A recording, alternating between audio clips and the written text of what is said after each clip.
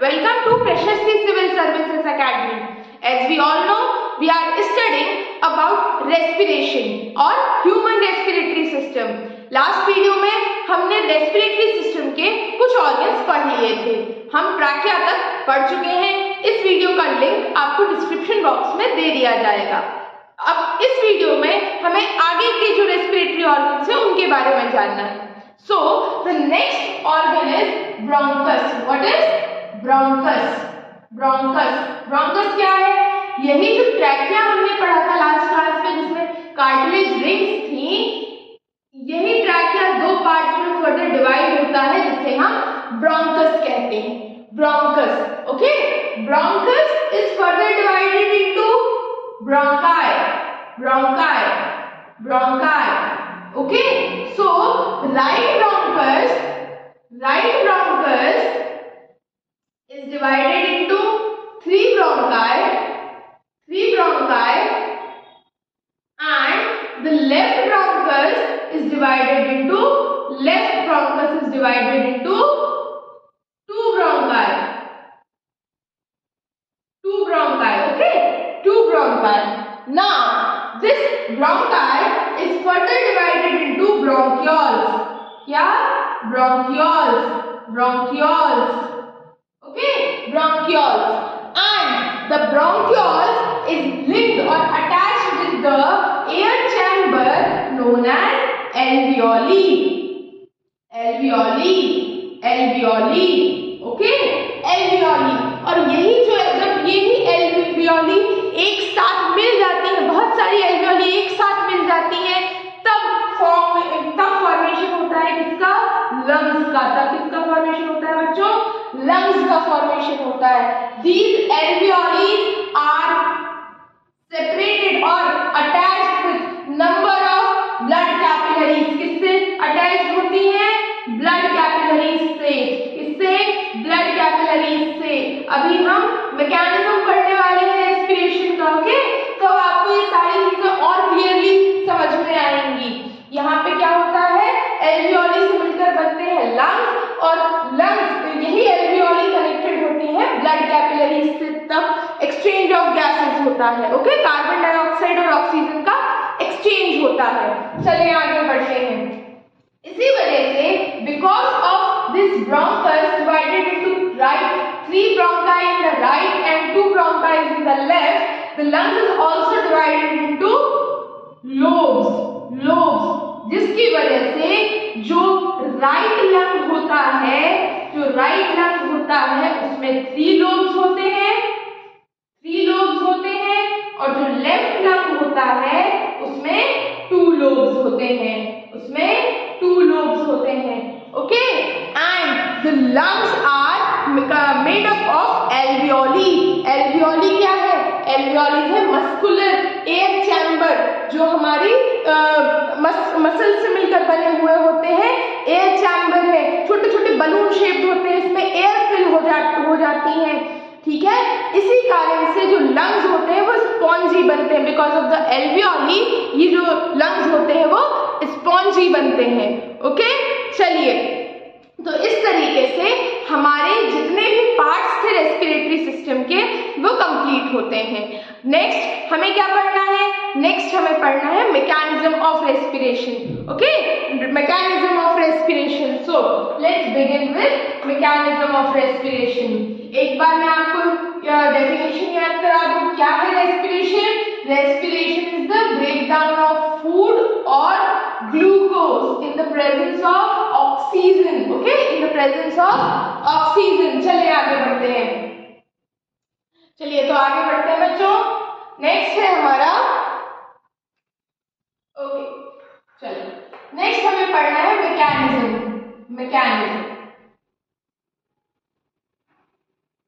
हमने क्या किया?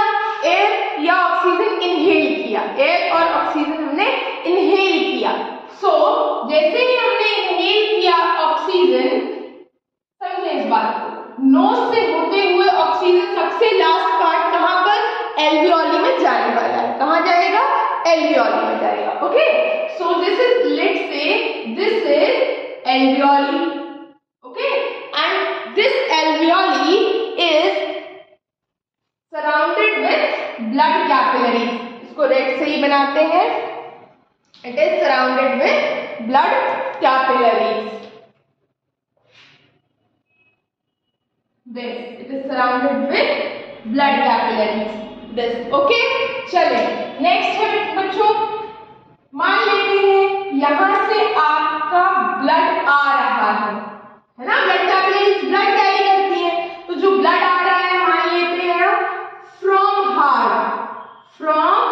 हार्ट, ओके, फ्रॉम हार्ट से आ रहा है, तो हार्ट से बॉडी में जो ब्लड आता है वह क्या, आपका हार्ट से इम्प्योर ब्लड आ रहा है, कैसा, कार्बन डाइऑक्साइड डीऑक्सीजनेटेड ब्लड आ रहा है, और टू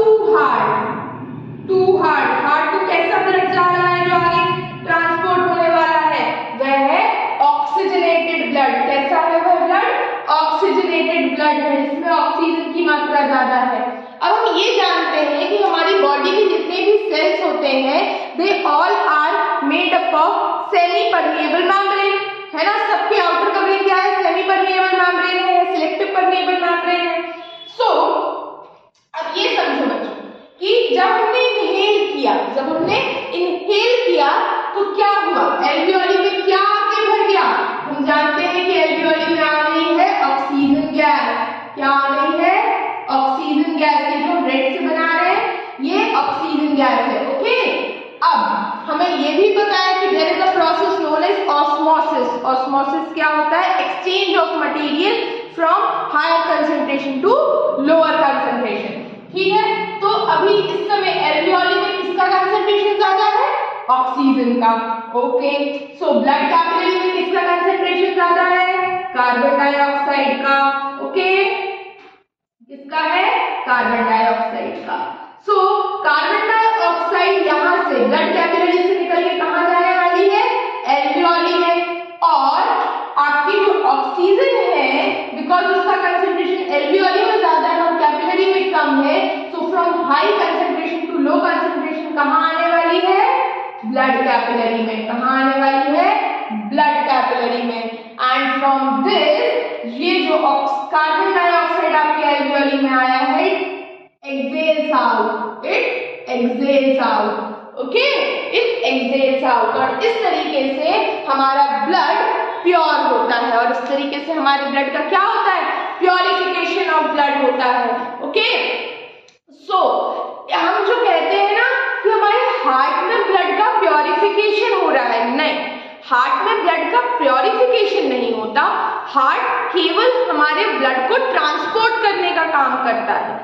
प्योरिफिकेशन कहाँ होता है, तो फिर प्योरिफिकेशन होता है एल्वियोली में, लंग्स में एल्वियोली में प्योरिफिकेशन होता है। और किस तरीके से होता है, एक बार फिर से क्विक रिवीजन दे देते हैं।